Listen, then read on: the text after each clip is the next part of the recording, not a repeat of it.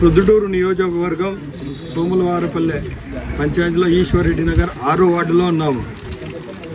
ఇక్కడ స్థానికులు దాదాపుగా 300 కుటుంబాలు ఉన్నాయి.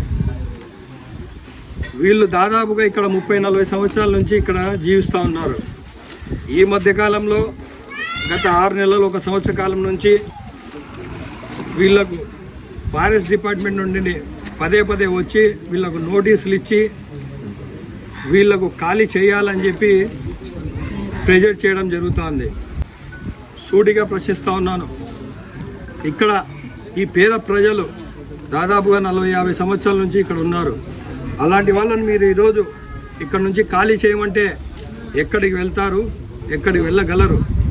ఇక్కడ ఏమన్నా ఇదేమన్నా దట్టమైన అడవి ఏమన్నా ఇది? ఇక్కడ ఏమైనా వన్యప్రాణాలు జీవిస్తున్నాయా? ఇక్కడ ఏమైనా సింహాలు, పులులు, జింకలు, నెమళ్ళు ఏమైనా తిరుగుతూ ఉన్నాయా?